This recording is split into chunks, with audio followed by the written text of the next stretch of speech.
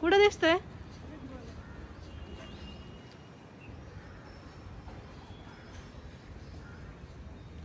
अरे हा, वरती चढतोय भिंतीवर. बरोबर. तर साप बघा वरती कसा भिंतीवर चढतोय मित्रांनो. हे बघा नाग आहे बघा, नाग. हे बघा भिंतीवर चढण्याचा प्रयत्न करते हा नाग. बघा नाही, आता उतरला बघा खाली. पळून जायच्या आधी पकडते. उतरला बघा खाली, आता पळून जायच्या आधी पकडते. अरे चांगला स्पीड धरला जातो आता आपल्याला. बघा हो कसा बसतोय. त्यामुळे भिंतीतला हॉल करू नका. भिंतीला होल असेल भिंतींच्या कडेने खेळतात.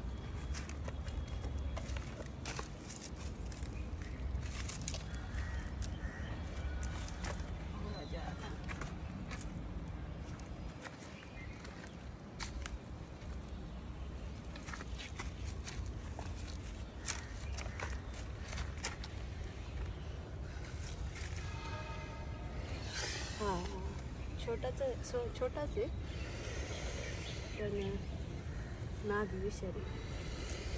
Indian spectacled cobra.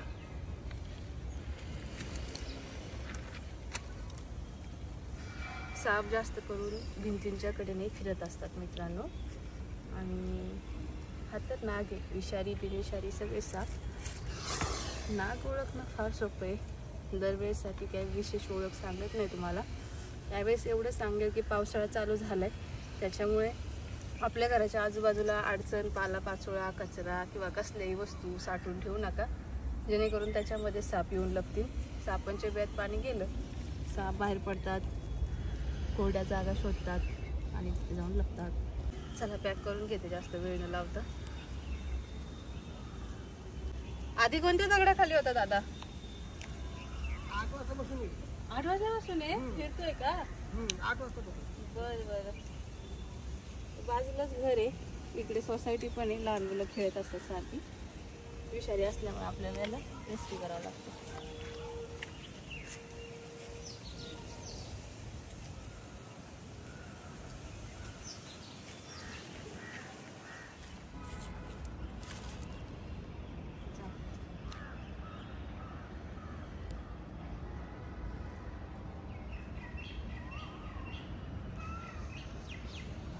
नाही जायचं.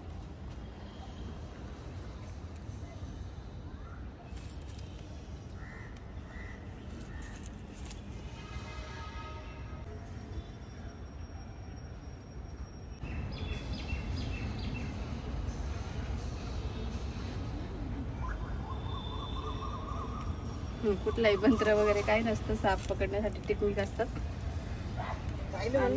हा 3 खेप इकडे या. हा 3 खेप सगळे धावली इकडेच येते सकाळपासून. नाही दुसरा ठेवले मोठा होता. हा का? तो कमीत कमी 5-5.5 फूट होता. होय. विषारी आहे पण. आणि परवा दिवशी कमी सर, आता मी हे तोडलं या लाकडा जोडून ते कचवून दिसते का नाही. आता आहे ना इथं पाणी साठत पावसात खूप सारं. आता पाणी साठलं की बिळामध्ये पाणी गेलं सगळं इकडे घराकडे वाळणार.